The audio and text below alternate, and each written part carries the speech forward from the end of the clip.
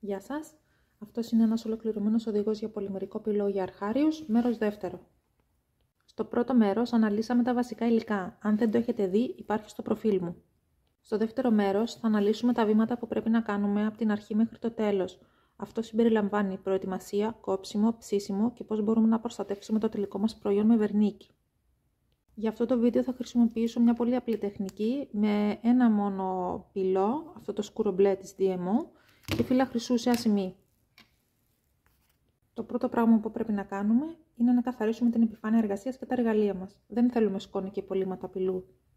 Πρέπει να προετοιμάσουμε τον πυλό. Στα αγγλικά λέγεται conditioning, στα ελληνικά δεν έχω ιδέα. Προετοιμάζουμε λοιπόν τον πυλό με το να τον πλάθουμε αρκετές φορές μέχρι να είναι έτοιμος για να τον χρησιμοποιήσουμε. Είναι σχετικά βαρετό αυτό το μέρος για μένα, αλλά είναι απαραίτητο. Αν έχετε και μηχανή, είναι πιο γρήγορο. Διπλώνουμε τον πυλό και τον πυρνάμε από τη μηχανή πολλές φορές. Τώρα θα δείξω μόνο ένα χρώμα, αλλά σε άλλο βίντεο θα δείξω πώς χρωματίζεται ο πυλός και πώς μπορείτε να φτιάξετε δικό σας χρωματολόγιο αναμειγνύοντας μόνο τον πυλό. Πάμε να ξεκινήσουμε. Ανοίγω τον πυλό με τον πλάστη και μετά χρησιμοποιώ τη μηχανή.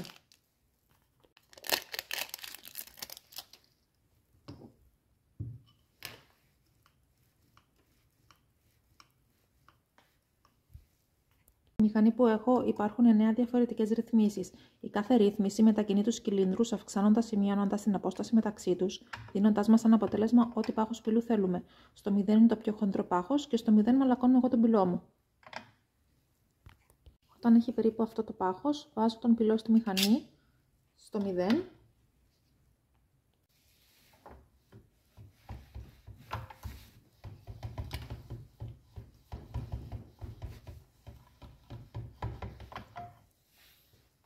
Αυτό είναι το πάχος.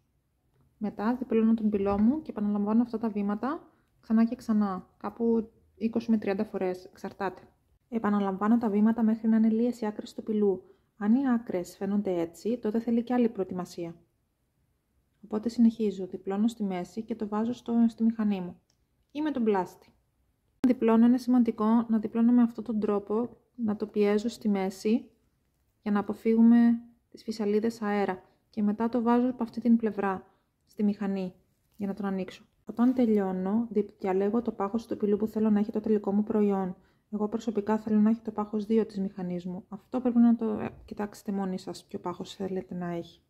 Βάζω τον πυλό στην επιφάνεια εργασίας μου. Εγώ έχω μια πλάκα από μάρμαρο.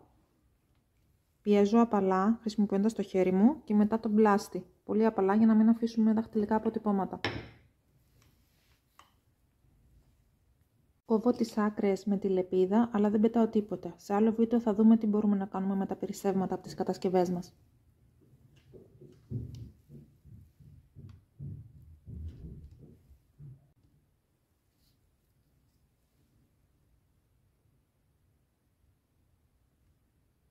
Σηκώνω τον πυλό μου με αυτό το εργαλειάκι.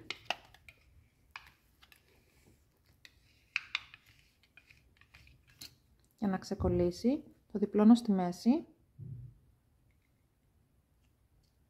και τοποθετώ ένα φύλλο χρυσού πάνω. Θα χρησιμοποιήσω ασημή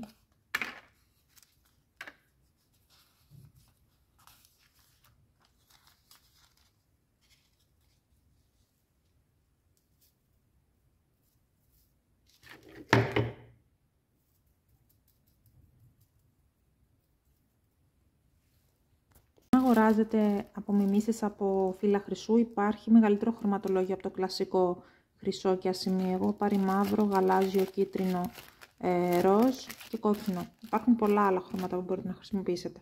Παίρνω το διπλωμένο μου πυλό και τον περνάω από το 2, προσωπικό γούστο. Ο πυλός μου θα φαίνεται κάπως έτσι, με αυτές τις μικρές ρογμούλες. Crackle λέγεται στα αγγλικά.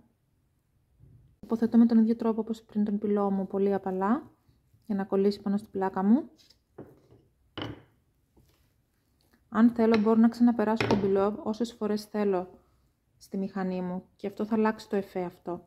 Εμένα μου αρέσει αυτό εδώ, οπότε θα το αφήσω έτσι. Μετά ετοιμάζομαι να κόψω τον πυλό. Εγώ χρησιμοποιώ κουπάτ, είτε πλαστικά είτε μεταλλικά. Τα συγκεκριμένα είναι πλαστικά, ένα στρογγυλό και ένα τετράγωνο. Βρίσκω τη θέση που θέλω και πιέζω προς τα κάτω. Το γυρνάω σιγά σιγά για να είμαι σίγουρο ότι έχει φτάσει στο τέρμα. το σηκώνω. Αφού κόψω όλα τα σχήματά μου, τότε τραβάω τη λωρίδα του πυλού. Κανονικά πρέπει να μπορώ να την αφαιρέσω και τα κομμάτια που είναι για σκουλαρίκια να παραμείνουν κολλημένα πάνω στο μάρμαρο.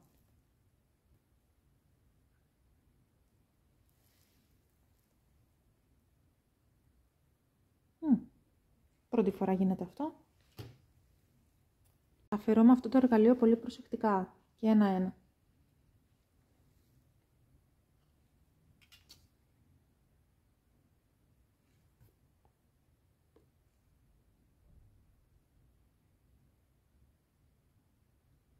Βάζω το τελικό αποτέλεσμα στο ταψάκι μου και συνεχίζω με τα υπόλοιπα.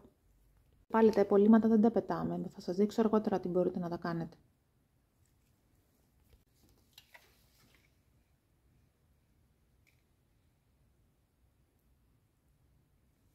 Όταν τα αφαιρώ, εγώ προσωπικά μου αρέσει να πιέζω εδώ τις άκρες λίγο για να μην χρειαστεί μετά να χρησιμοποιήσω πολύ ώρα το γυαλόχαρτο, γιατί δεν μου αρέσει. Για να είναι λιές οι γωνίες του. Τοποθετώ τον κομμένο μου πυλό στο ταψάκι. Όταν είμαι έτοιμη, προθερμαίνω τον φούρνο μου για 5 λεπτά στη θερμοκρασία που θέλει ο πυλός μου.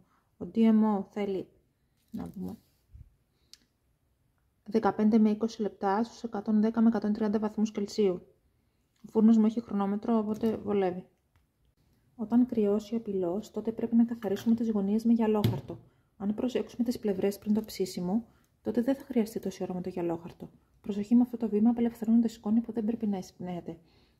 Με αυτό, εγώ δεν χρειάζομαι γυαλόχαρτο, γιατί οι άκρες του είναι καλεμένες με μέταλλο. Οπότε μπορούμε να περάσουμε στο επόμενο βήμα. Ήρθε η ώρα να βάλουμε βερνίκι. Οι επιλογές μας είναι η βερνίκι φήμο ή υγρό γυαλί, που είναι είτε εποξική ρητίνη είτε UV resin. Εποξική ρητίνη είναι συστατικά από 2 μέρη, τα αναμειγνύουμε σύμφωνα με τις οδηγίες του κατασκευαστή, και UV resin είναι υγρό γυαλί που πίζει με UV light. Για βερνίκι έχω δοκιμάσει και λευκή κόλλα, αλλά δεν μου αρέσει. Για αρχή θα προτείνω το βερνίκι της φήμο. Gloss. Αυτά για το δεύτερο μέρος. Ευχαριστώ που παρακολουθήσατε. Στο τρίτο μέρος θα μάθουμε μια άλλη τεχνική.